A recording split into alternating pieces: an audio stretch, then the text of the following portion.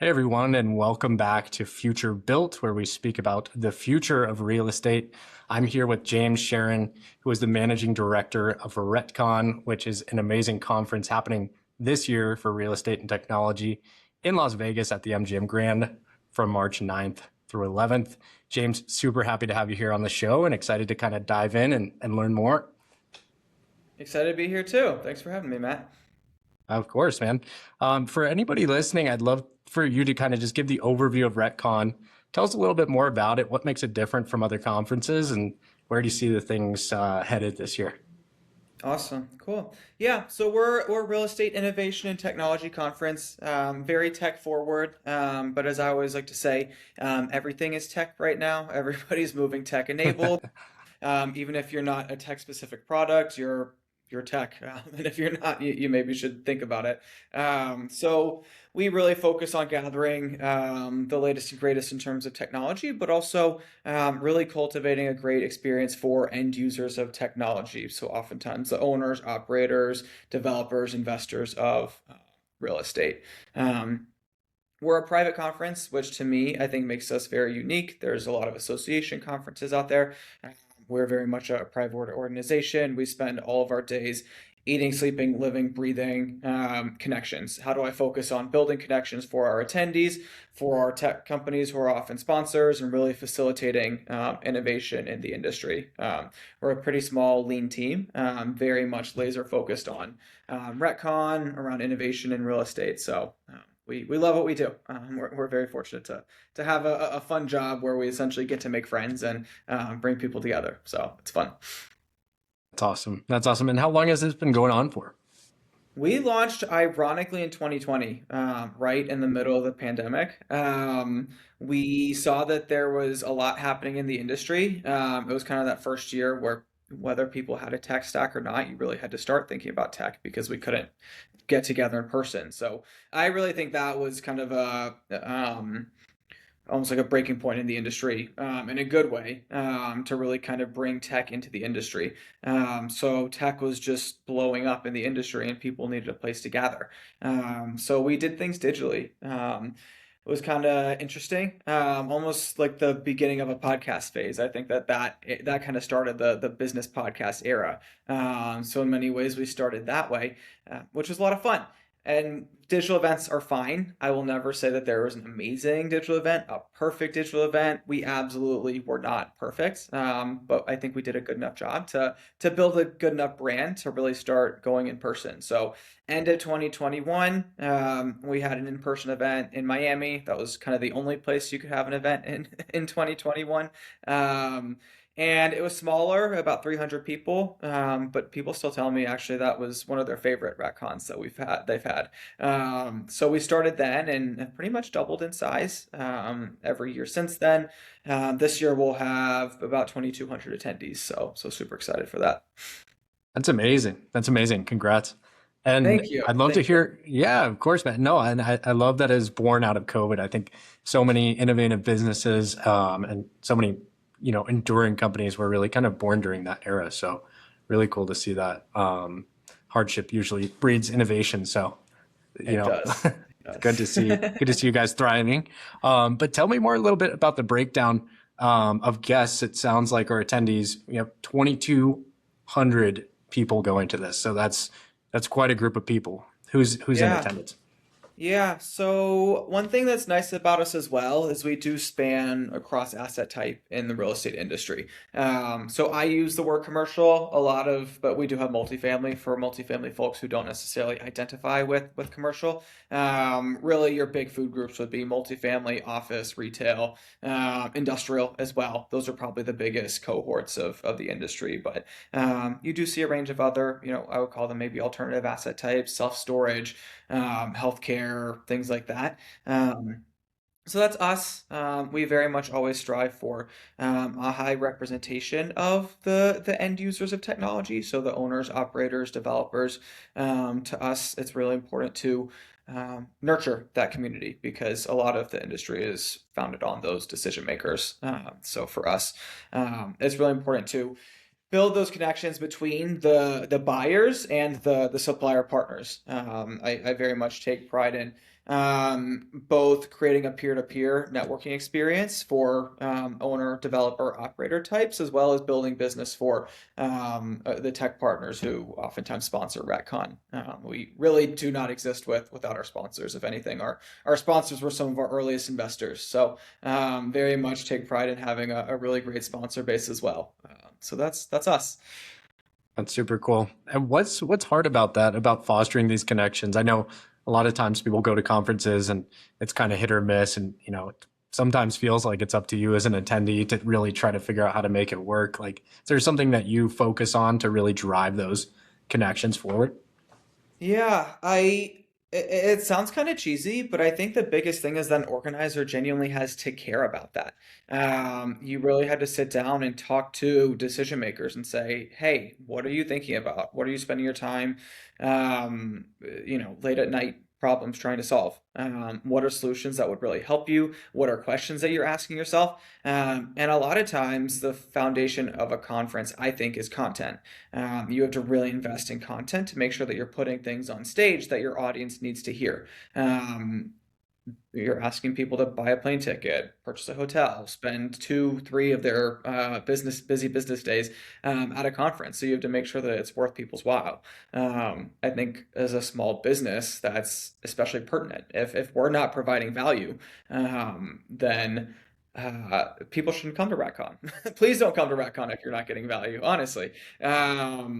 It just, I think that small business mentality really leads itself to that. If we're not providing value, we shouldn't exist. So a lot of it's collaboration, asking questions and figuring out what makes sense to the industry, and making that work. So, yeah. Well, I think that's kind of mirroring a lot of the sentiment, at least in the startup community, of talk to your users and code, or talk to your users and build. It's this idea of you staying close to those attendees and really asking them, how can we make this better? I would imagine every year.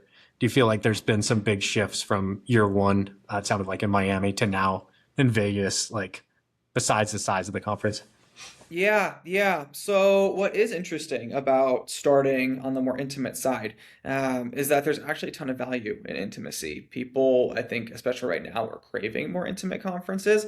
The flip side of that is it is actually really hard to make money from from an intimate conference. So, I think that people who, if you're launching kind of a user conference, that can be intimate, and that in many ways is a marketing engine for yourself. But as a conference organizer, it can be really hard to turn a profit on an intimate event. You have to do it very strategically. Obviously, as a business, we have to grow, but a conference business can grow and continue adding value. To me, as much as we grow, we will always be doing everything we can to foster intimate connections.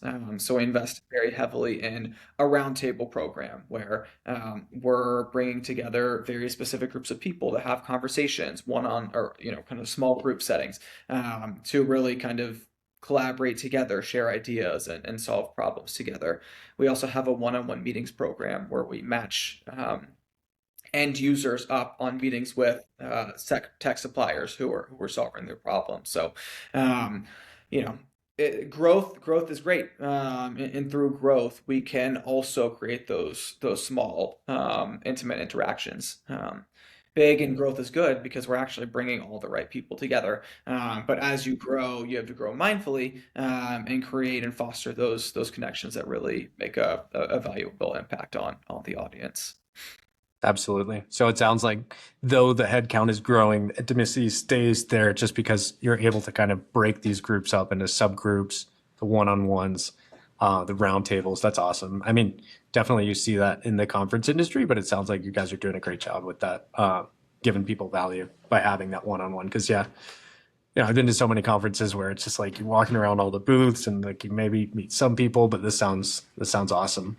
I'll definitely have to swing by this year for sure. Yes, yeah. Um, I'm excited to see you. but yeah, man. Tell me more about what are the themes you're seeing, like kind of taking over the stage. I guess let's talk about this year. Obviously there's some meta trends that everybody's talking about, but what are you seeing, and is there anything surprising that maybe not everybody is talking about?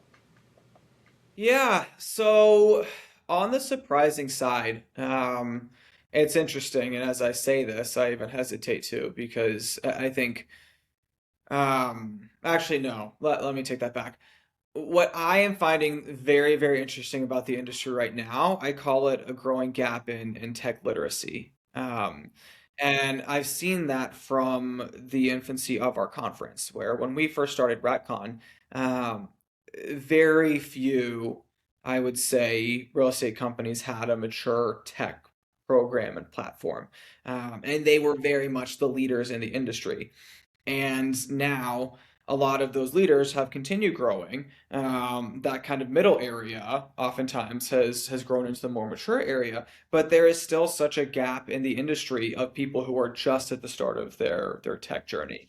And to me, it's that's a really cool time in the industry, but it's also very unique and challenging because as a content producer, we want to be putting together content for the very mature tech focused companies. But then we also have property managers come into our conference who are still operating out of spreadsheets, which is totally fine. But it's, you're kind of blending that 101 content with the more advanced content and really tailoring to different audience needs. Hmm. So for me, what we've really invested in is kind of meeting the needs of the different areas of what I would call that literacy gap. So we very much have dove deep into very tech focused content for the folks who need that, but also having the opportunity for those folks who are really still beginning their tech journey to start that journey as well. So that's what we've really invested in this year. Really kind of diving deep into every area and kind of, I guess, experience level is what we focused on this year. Yeah, absolutely. It's almost like a ladder where maybe you're starting your journey and then one year you get to the next level and then you come back to the conference and get to the next level and then, finally get to kind of the forefront of the cutting edge of tech and what's happening in the convergence.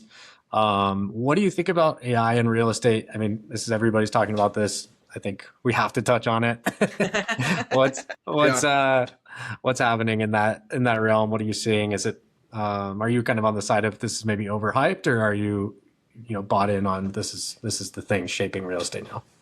Yeah, I mean, I think AI is shaping everything, or whether we like it or not. It's obviously shaping the industry. I think AI is more shaping the industry in the same ways it's shaping everyone else. Like, am I turning to ChatGPT to help me out with my work? Kind of a thing. I think that right now is probably the biggest game changer. It's helping people do the small parts of their jobs.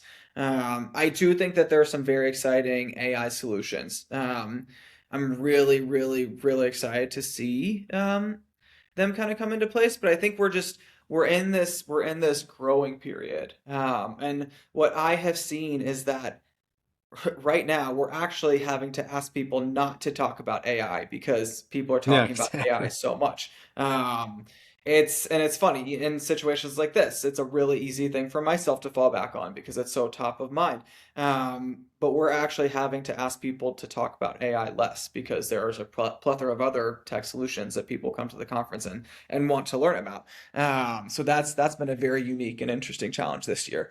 I am surprised because I thought that the AI hype was going to end. I thought that I thought by this year it would have ended, and it really seems like it. I thought that, or it seemed like there was a big kind of jump. AI was really getting interest, and then we kind of flatlined a little bit in terms of our ability to adopt AI. So then the interest, kind of went down a little bit. And I really think the past like 6 months, there's just been this snowball trajectory of AI, AI, AI, and it's all people want to talk about, but it's all people want to like shut up about at the same time too. It's the Yeah. only thing we can talk about, but it's not the only thing we want to listen about either. So we're at a very, very interesting place with AI, especially as it relates to putting out and producing content, because it's a question. Yeah. Do people want to That's a hear good point. about this? Is it absolutely what people want to hear about, or are people really craving for unique takes on content? So it's very Yeah. interesting right now. Absolutely. Yeah. I mean, and just seeing the massive investments into Anthropic and into OpenAI and all of this, like it's stealing the headlines, obviously, in sort of any typical media channel. It's definitely dominating headlines in most of the real estate space as well. But I'd be interested to know, how do you define technology? Because I think a lot of us think of this as like, software or AI software or whatever. But do you guys think about it also in the sense of hardware and sort of, maybe the actual physical infrastructure side? Yeah, absolutely. I think about technology as anything that I mean, I guess that is a good question. What is technology anymore? Is it electronic? Yeah, I mean, I think technology shapes every single aspect of the industry these days. I don't think there's any avoiding technology. I think that technology is absolutely hardware, it's software, it's increasingly wearables, which are impacting the real estate industry as well, with using Apple wallets or watches to open doors, get into your buildings. I think it is just technology is every single aspect of real estate, from leasing to investment decisions and data. It's every aspect. We kind of, at least at RETCON, we touch every single aspect of the industry because technology now touches every aspect of the industry. Yeah. Is there some sort of subset of technology that you find the most fascinating or kind of focus on?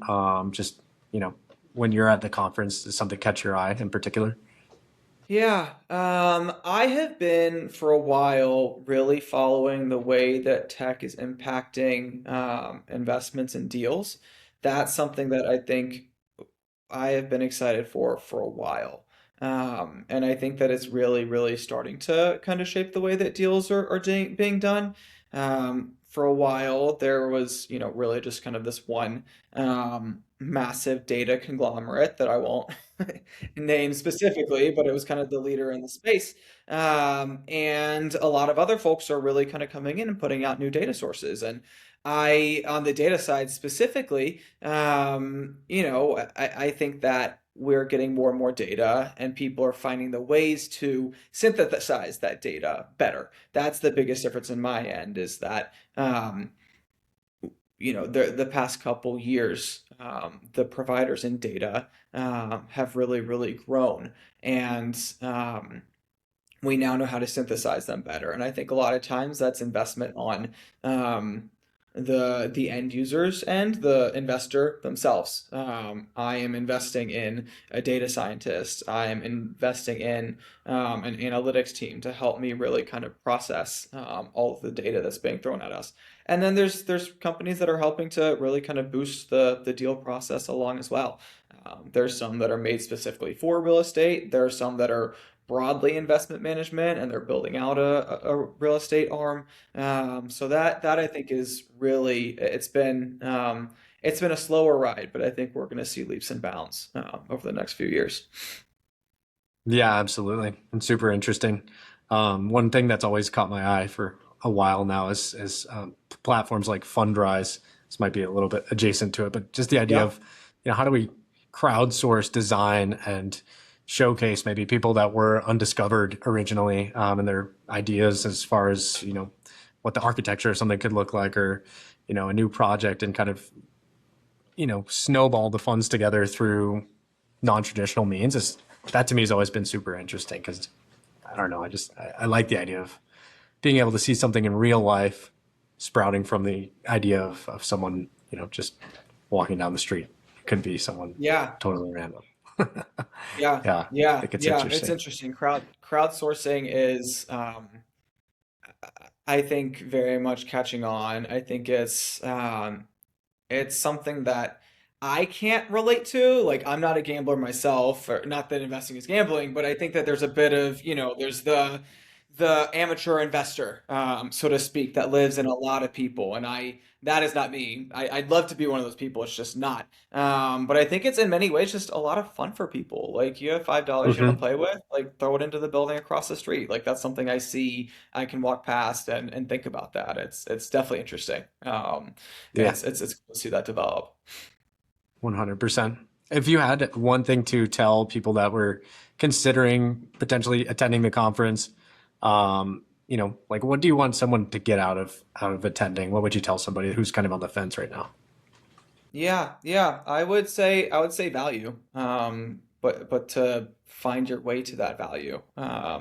We do everything we can to bring the best content, to bring some of the most exciting people together. But it's absolutely conversations that bring that value, that bring those conversations. I was just talking to someone today who has a product that he built for HOA management, but sees a big potential product fit for traditional multifamily property managers. And I expressed that, coming to RETCON is the best way to test that product fit.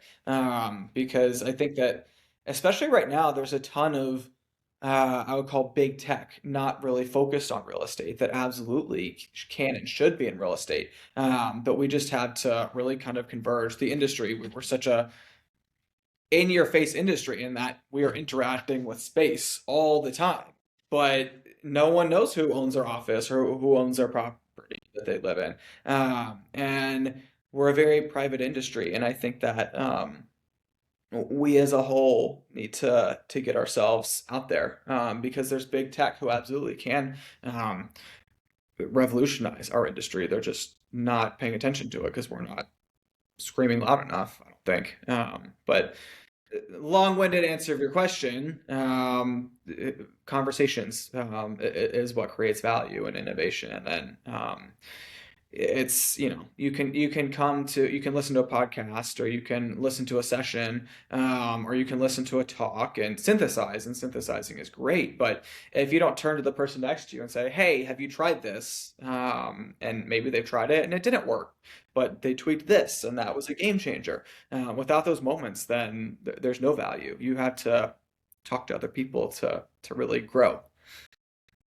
Yeah, no, it's true. I mean, and I think for anybody that's starting, whether it's a prop tech company or something else, real estate adjacent, going to these conferences, shaking hands with people who are actually allocating capital, actively building projects, and just, kind of testing the waters with those concepts and ideas, no matter what phase you're at. I think that's super valuable. Even if it's, hey, this might not be that valuable to the industry as a result, like, you might save yourself 5 years of work. Like, might as well Yeah. air it out as fast as you can. But Yes. on the flip side, you might land your first or second or third client and go off to the races, right? So I love that. Do you guys ever have some sort of like startup stage or anything like that? I know some conferences have like a little competition or something. Is that in the works or an idea you have? Yeah, I would love to do a competition someday. It's something I think about every year, and then by the time the conference comes along, realize we have not built that out. We do have a startup stage. It's great. Folks very much enjoy that. It's a quick 10-minute presentation and a bit of a pitch on what your product does, how it's shaping the industry. Yeah, we very much believe in investing in startups, because without that, startups are the ones pushing the industry forward. So we've got to, help invest in that community for it to grow. Absolutely. Absolutely. And I feel like, when you see these big title sponsors and their names, there's obviously always a journey behind getting to that point. And, you might be a startup that's pre-seed or seed or series A, and, looking at that sheet and saying, wow, I can't believe that we're, going to be competing against XYZ, the Googles and Microsofts of the world. But I think, in my experience, going to those conferences, seeing who's behind it, meeting, even if it's just the sales team or something from these other companies, it can be super valuable, and you can learn, what it takes to make it to the next stage. And, again, maybe you meet some collaborators or some eventual investors or, whatever, client at the conference. Like, that's gold. That's awesome. Yeah. So I love what you guys are up to. I'm definitely going to be heading that way myself. I think it would be great to go check it out. And yeah, is there anything else you want to share with everybody, and maybe some way that people can follow up with you, or get in touch if they want to be sponsors or attend the conference? Yeah, absolutely. There's a ton of ways to get in touch with us. Our website is retconference.com. We have a LinkedIn page. I think it's just Retcon. So easy to find. My email is james@retconference.com. So super easy to remember. We have a whole team to kind of help you out with whatever you're intrigued by attending, sponsoring, speaking, all of the above. So we're excited to see everyone there. Awesome, man. Yeah, I'll make sure to tag you in the bottom of this post. And again, really appreciate it, James. I'm sure we'll have to have a catch up episode after the conference, talk about it, break it down, see what happened and who attended. Yes, But yes. Awesome. yeah, man, that'll be fun. Rock on. Appreciate it. Thanks again, everybody, for joining. This has been Future Built with James Shearin from RETCON and Matt Boney from FutureBuilt. Have a good one.